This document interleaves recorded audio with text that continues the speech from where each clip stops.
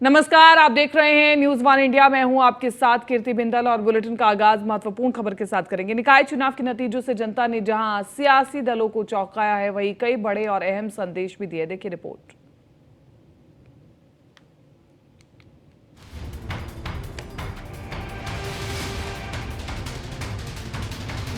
UP के निकाय चुनाव के नतीजों से जनता ने जहां सियासी दलों को चौंकाया है, वहीं कई बड़े और अहम संदेश भी दिए हैं।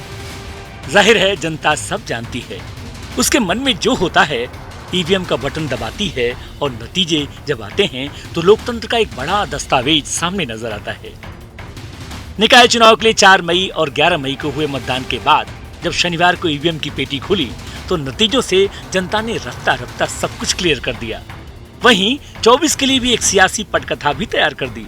फिलहाल निकाय चुनाव के 11 सबक से आपको रूबरू कराते हैं। आखिर क्या क्या संदेश इस चुनाव से मिल रहा है। निकाय चुनाव के 11 सबक। पहला सबक, मायावती अभी सियासत से चूकी नहीं है। बिना मैदान में उतरे और प्रचार किए कई जगहों पर बीजेपी को कड़ी टक्कर दी। दूसरा सबक, मुसलमान वोटरों का रुझान सपा की ओर कम हो रहा है। मुसलमान वोटर बीएसपी और ओवैसी की ओर मुड़ रहे हैं। मेरठ में ओवैसी की पार्टी के उम्मीदवार को मिले वोटों की संख्या इसका प्रमाण है। तीसरा सबक, यूपी की सियासत के नए प्लेयर बनकर उभर रहे हैं ओवैसी और आम आदमी पार्टी। आम आदमी पार्टी के करीब कई समर्थित चेयरमैन जीत चुके हैं। चौथा सबक, अतीक और अशरफ की हत्या के बाद मुसलमान बीजेपी से ही नहीं बल्कि समाजवादी पार्टी से भी नाराज हैं, क्योंकि अधिकांश का मानना है कि योगी को उकसाने का काम अखिलेश यादव ने किया था। पांचवा सबक, ओवैसी की पार्टी को कई जगहों पर कांग्रेस से भी ज्यादा वोट मिले हैं। इसका मतलब ध्रुवीकरण की दशा में मुस्लिम वोट अब सपा कांग्रेस में न जाकर ओवैसी और मायावती की ओर शिफ्ट हो रहे हैं। छठा सबक, कांग्रेस ने कर्नाटक में भले ही ऐतिहासिक जीत दर्ज की हो, लेकिन यूपी में उसके पांव जमते नहीं दिख रहे हैं। ये और बात है कि नगर निगम की कुछ सीटों पर कांग्रेस प्रत्याशियों ने अपनी उपस्थिति दर्ज कराई है, लेकिन छोटे शहरों, खासकर नगर पालिकाओं और नगर पंचायतों में कांग्रेस की हालत पहले से भी ज्यादा खराब हुई है। सातवां सबक, ये अलग बात है कि ये चुनाव सिर्फ शहरी क्षेत्रों का चुनाव रहा, लेकिन इस बार सभी निकायों का सीमा विस्तार हुआ है और हजारों की संख्या में ग्रामीण क्षेत्र शहरी क्षेत्रों में शामिल हुए हैं। यानी ग्रामीण मतदाताओं का मूड भी इससे समझा जा सकता है। आठवां सबक, 2024 के लिए सभी दलों के लिए खतरे की घंटी बज गई है। सपा के लिए तो सबसे ज्यादा, क्योंकि उसका कोर वोट बैंक उससे दूर होता दिख रहा है। नवां सबक, खतरे की घंटी बीजेपी के लिए भी है, क्योंकि आम आदमी पार्टी का विस्तार बीजेपी के ही वोट बैंक में सेंधमारी करेगा, न कि किसी और दल में। 10वां सबक, 2024 में आम आदमी पार्टी की ताकत बढ़ी तो बीजेपी को ही नुकसान होगा, क्योंकि जहां जहां आम आदमी पार्टी का विस्तार हुआ है वहां वो बीजेपी के ही मुख्य मुकाबले में खड़ी हुई है, न कि कांग्रेस या दूसरे दलों के। 11वां सबक, सपा में स्वामी प्रसाद मौर्य के मानस पर दिए बयान के बाद ओबीसी वोट तेजी से बीजेपी की ओर शिफ्ट हुआ है। तो कुल मिलाकर निकाय का चुनाव एक सेमीफाइनल की तरह था और अब सभी सियासी दल 24 का जो फाइनल है उसकी तैयारी में जुट जाएंगे। निकाय से उनकी काफी जच गई, उसमें प्लस माइनस करके उनको रणनीति बनाने में आसानी होगी। लेकिन एक बात तो तय है कि बसपा जो विधानसभा चुनाव में महज एक सीट पर सिमट गई थी और बसपा को रेस से बाहर माना जाने लगा था, अब वो स्थिति बदली है। वहीं सपा को सूझ नहीं रहा है कि अचानक उसका वोट बैंक किस तरह कहां शिफ्ट हो रहा है और वो 22 की तरह भी प्रदर्शन नहीं कर पाई। फिलहाल बीजेपी के लिए सब कुछ बल्ले बल्ले है, लेकिन 24 के रास्ते पर थोड़ा संभल कर आगे बढ़ने का भी जनता ने संदेश दिया है। जो भी हो, जनता ने अपना फैसला सुना दिया। अब सियासी दल के पास गुणा भाग नफा नुकसान निकालने की बारी है। Bureau report, news one India. निकाय चुनाव में सबसे ज्यादा प्रतिष्ठा बीजेपी की दांव पर लगी थी, क्योंकि शहरी इलाके हमेशा से बीजेपी के गढ़ रहे हैं। पिछली बार बीजेपी मेयर चुनाव में बेहतर प्रदर्शन किया था, लेकिन नगर पालिका और नगर पंचायत में पिछड़ा वर्ग देखा जा रहा था और इस बार के चुनाव में बीजेपी ने मेयर से लेकर के नगर पालिका और पंचायत अध्यक्ष सीटों पर भी जीत का परचम फहराया है। देखते हैं एक रिपोर्ट कि आखिर नगर निकाय के चुनावों में बीजेपी की जीत की वजह क्या रही।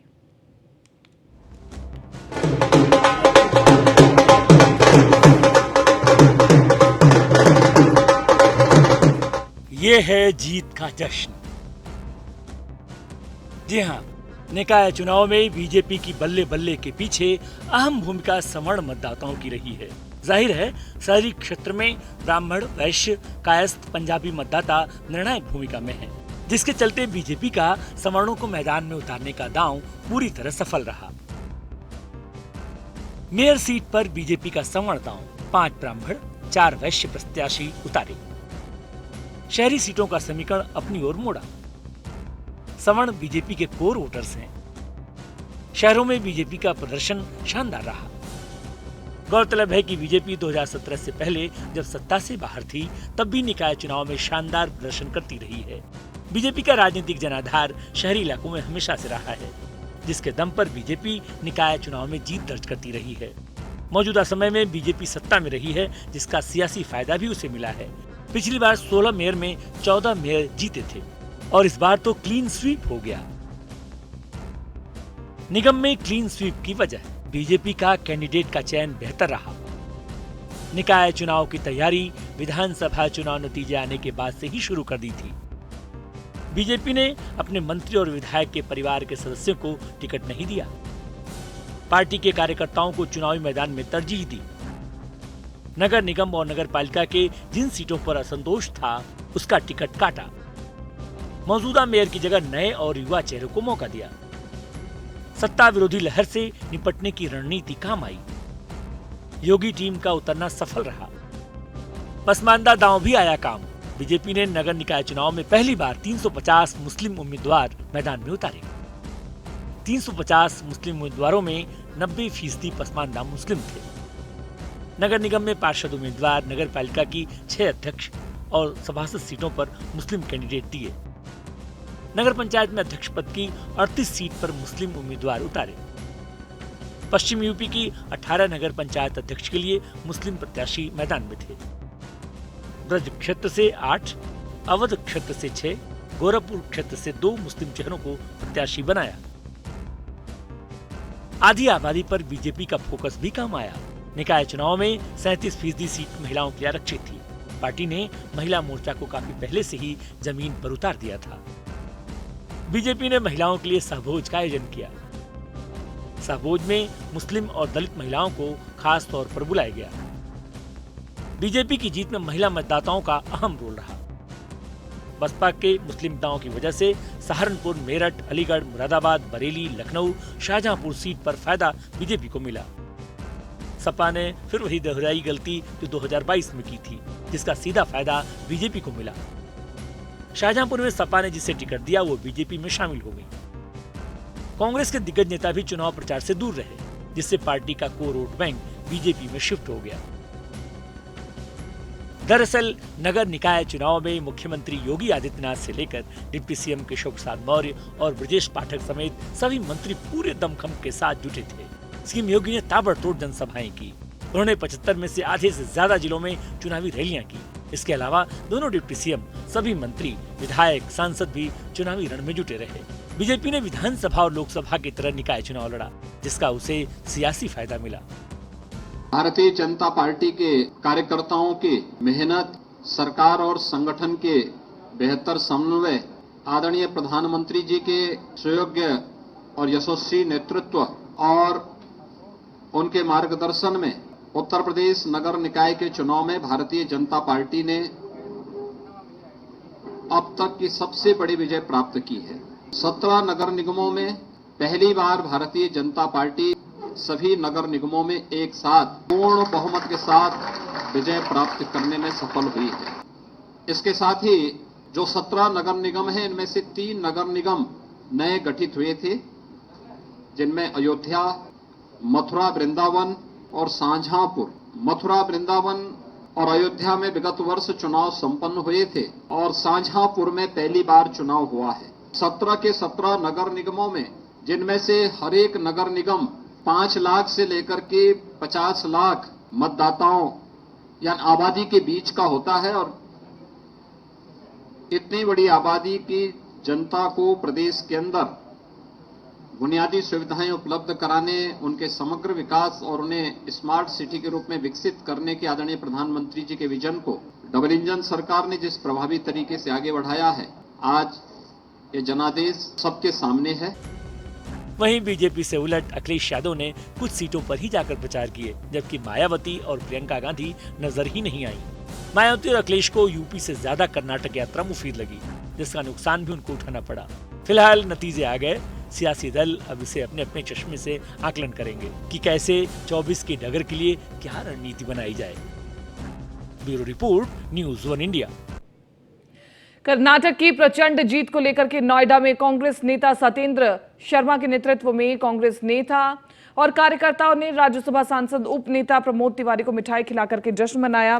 राज्यसभा सांसद उप नेता प्रमोद तिवारी ने कहा कि कर्नाटक में कांग्रेस की शानदार जीत को लेकर पार्टी सदन और सदन के बाहर महंगाई, बेरोजगारी और भ्रष्टाचार के खिलाफ देशव्यापी संघर्ष करना पड़ेगा और कर्नाटक में भारतीय जनता पार्टी को करारी शिकस्त देकर कांग्रेस की बड़ी जीत सीधे तौर पर प्रधानमंत्री नरेंद्र मोदी की जनता में विश्वसनीयता की हार है।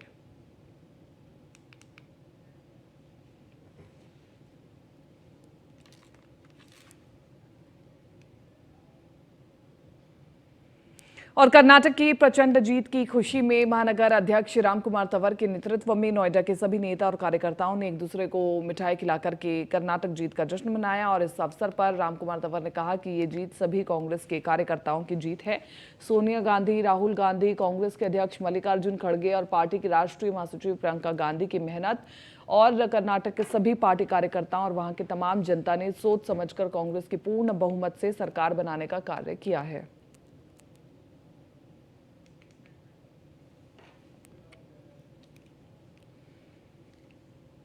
खबर है अमरोहा से, जहां सैदनगली नगर पंचायत से बीजेपी प्रत्याशी अनुकृति चौधरी 4390 मतों से विजयी हुई है और इस दौरान उन्होंने जनता का शुक्रिया अदा किया है। मोदी जी के जो भी हमारे कर्तव्य हैं उन्हीं के पीछे पीछे हम भी चलेंगे। जो विकास हमारे कुछ कराए गए हैं उन्हीं को फॉलो करते हुए खूब आगे बढ़ेंगे। हाथरस में बीजेपी ने भगवा लहराने में कामयाबी हासिल की है। भाजपा प्रत्याशी श्वेता चौधरी ने 23,175 वोटों से जीत दर्ज की। आपको बता दें कि इन्होंने सपा के ललन बाबू को हराया है। पार्टी से जो नवनिर्वाचित अध्यक्ष चुनी गई है श्वेता चौधरी, इनसे जानते कि चुनी गई है, तो क्या कहेंगे? सबसे पहले आपका बहुत बहुत स्वागत है। धन्यवाद। अब आप किस तरह से और विकास काम कराएंगे? अभी एक मुकाम पर हम हासिल हुआ है, हमें प्राप्त हुआ है। मैं सभी लोगों के सहयोग से, अपनी आदरणीय जिला पंचायत अध्यक्ष दीदी, हमारी विधायिका, हमारे संगठन के प्रभारी, हमारे सांसद जी, सभी लोगों के आशीर्वाद से आने वाले समय में बैठकर विकास कार्य की रूपरेखा तैयार करेंगे। अगर आप देखा जाए तो सबसे नगर पालिका की सीट में सबसे बड़ी जीत है आपकी, कुछ वोटों से जीत रहे हैं। जी बिल्कुल। तो क्या किसको किससे देना है? सबका साथ, सबका विश्वास, सबके आशीर्वाद से बने हैं। लेकिन इसमें महत्वपूर्ण भूमिका उमापति शिव, मेरे पति देव ने निभाई है। उनका बहुत बहुत मेहनत करी है, उन्होंने जी तोड़ मेहनत करी है, उनके लिए बहुत। हमारे साथ भारतीय जनता पार्टी की जो नवनिर्वाचित अध्यक्ष चुनी गई है श्वेता चौधरी, इनका कहना है कि भारतीय जनता पार्टी के जो विकास काम हुए हैं उनकी वजह से इनको जीती है और इन्होंने अब विकास काम कराएंगे। प्रयागराज के अटाला के पूर्व पार्षद मोइनुद्दीन ने आरोप लगाया है कि सपा के जीते हुए पार्षद सरफराज ने घर पर बमबाजी की है। उन्होंने कुछ लोगों के खिलाफ तहरीर दी है। वहीं मारपीट का वीडियो वायरल हुआ है।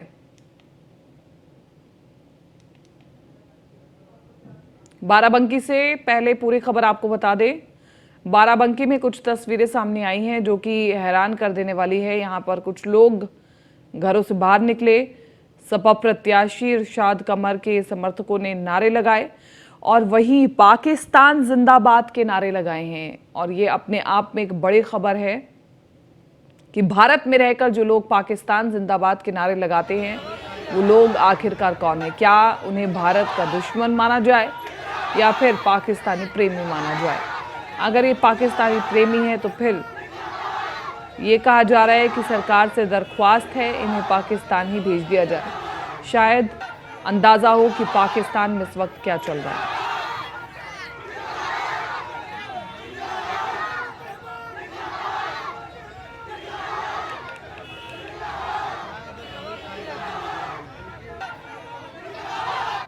प्रयागराज के अटाला के पूर्व पार्षद मोइनुद्दीन ने आरोप लगाया है कि सपा के जीते हुए पार्षद सरफराज ने घर पर बमबाजी की। उन्होंने कुछ लोगों के खिलाफ तहरीर दी है। वहीं मारपीट का वीडियो भी वायरल हो रहा है, जिसमें दिख रहा है कि पूर्व पार्षद अपने समर्थकों संग मिलकर एक युवक की पिटाई कर रहे हैं।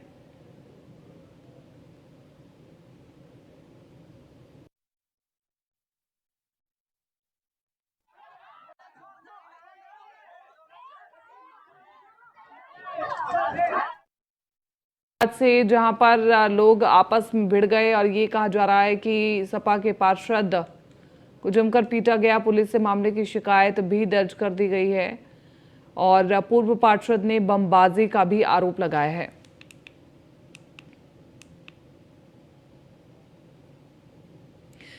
राजधानी दिल्ली में आज राष्ट्रीय लोकदल लोक अदालत का आयोजन हुआ। आपको बता दें कि इसमें करीब 2 लाख से अधिक मामलों का निपटारा हुआ। इस मसले पर दिल्ली राज्य विधिक सेवाएं प्राधिकरण के सदस्य सचिव मुकेश कुमार गुप्ता से न्यूज़ वन इंडिया ने विशेष बातचीत की। आपको दिखाते हैं। दिल्ली राज्य विधिक सेवा प्राधिकरण अपने दायित्व को निभाने में, जिसमें हमें free legal aid, legal literacy और लीगल अवेयरनेस देनी है, और एक उन लोगों को जो कि अपने सोशल या इकोनॉमिक डिसेबिलिटी के कारण जो न्याय तक नहीं पहुंच पाते, उन लोगों को एक कानूनी सहायता जो कि ना सिर्फ कानूनी सहायता है बट सक्षम सहायता है भी प्रोवाइड करनी है। उसके अलावा जो दिल्ली राज्य विधिक सेवा प्राधिकरण है, वो लगातार प्रयासरत है कि legal literacy, legal awareness campaigns के द्वारा लोगों को उनके जो अधिकार हैं, जो उनके अधिकार को संविधान में या जो हमारे देश के जो कानून हैं उसके बारे में बताए, ताकि ज्यादा से ज्यादा लोग उनका लाभ उठा सकें। इस प्रयास में एक प्रयास होता है लोक अदालत। अगर आप वेगली समझना चाहें तो लोक अदालत एक ऑल्टरनेटिव डिस्प्यूट रेजोल्यूशन मैकेनिज्म है जो कि कोर्ट सिस्टम से उन मुकदमों को सौहार्दपूर्ण तरीके से सुलझाने का या खत्म करने का तरीका है। 15 मई को ये लोक अदालत दिल्ली के सभी कोर्ट कॉम्प्लेक्सेस में है। सभी जो जिला स्तर के कोर्ट्स हैं, हाई कोर्ट और जितने भी प्राधिकरण हैं यानी ट्राइब्यूनल्स हैं, उसमें एक खबर दिल्ली से है, जहां 10वीं और 12वीं के रिजल्ट के बाद सुल्तानपुर इलाके से एक सनसनीखेज मामला सामने आया है। 12वीं में 4 विषय में फेल होने के बाद एक छात्रा ने पंखे से लटककर मौत को गले लगा लिया। छात्रा की मौत के बाद परिवार में अब सब सदमे में हैं। फिलहाल पुलिस ने शव का पोस्टमार्टम करवाने के बाद शव परिजनों को सौंप दिया है।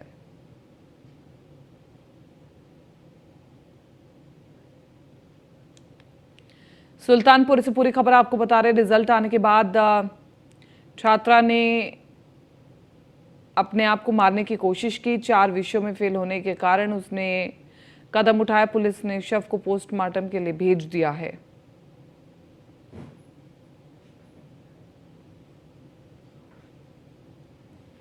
दिल्ली की लोधी कॉलोनी मेन मार्केट की फोटो स्टूडियो में आग लगी। दुकान में रखा सारा सामान जल करके खाक हो गया। आसपास की दुकानों में भी इसका असर देखने को मिला। वहीं आग लगने की वजह शॉर्ट सर्किट बताई जा रही है। दमकल विभाग और दिल्ली पुलिस मौके पर पहुंची और इतनी आग बढ़ चुकी थी कि दमकल विभाग के अधिकारियों को भी आग बुझाने में कड़ी मशक्कत का सामना करना पड़ा।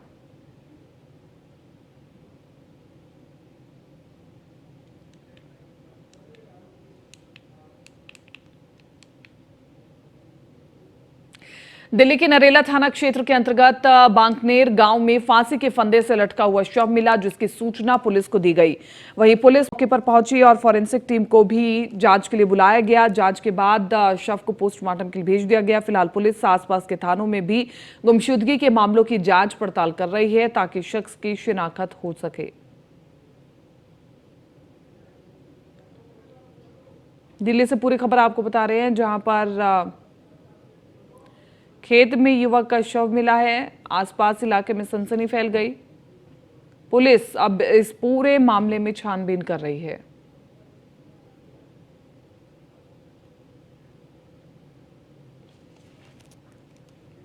राजधानी दिल्ली के पटेल नगर के बलजीत नगर के पंजाबी बस्ती में पानी को लेकर के हाहाकार मचा हुआ है। पानी की कीमत कितनी है इसका अंदाजा आप खुद लगा ले। यहाँ के स्थानीय लोग पानी पर भी पहरा बैठा दिया है।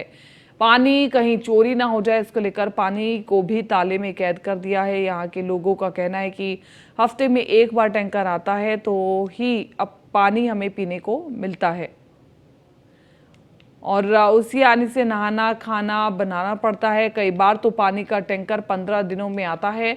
आपको बता दें कि महिलाओं का कहना ये है कि वोट मांगने के लिए सभी लोग आते हैं लेकिन समस्या का समाधान आज तक नहीं हुआ है। आज तक लाइन नहीं बिछी है। पानी के लिए हफ्ता इंतजार करना पड़ता है लोगों को। अब यहाँ पर पानी की समस्या के समाधान को लेकर के कोई उम्मीद नजर नहीं आ रही है।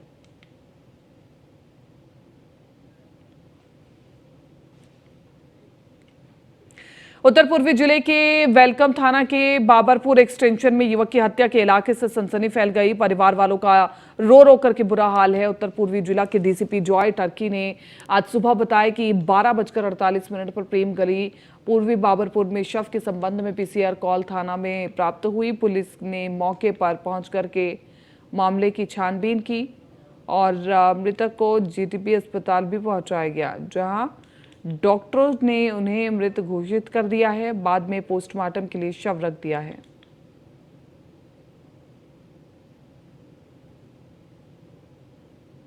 अपने माँ से रोटी वोटी बनवा के खाना बना के ले गया घर पे जाके खा लिया। खा पी के फिर वो अपना सो गया। 11:15 बजे माँ ने फ़ोन करा कि हमें रोटी खा ली। कह रहा हाँ खा ली। फिर इसके बाद में वो ये दरवाजे की आवाज़ पट कर रही थी तो माँ ने पूछा कौन है। कह रहा पता नहीं कौन दरवाज़ा बजा रहा है। माँ ने बेटा को मना किया कि रहने दो बजाने दो। कह दो कि सुबह आ जाएगा अब नहीं खोल दरवाज़ा मत खोलना। पर वो माना नहीं। कह रहा खोल के देख लेता हूँ। उन्होंने दरवाज़ा खोला तो देखे तो 4-5 लौंडे थे। पता लगा कि वो नीचे ले गए उसको बुला के। उन्होंने खाया पिया फिर मारपीट कर दी। आपस में कुछ कहा सुनी।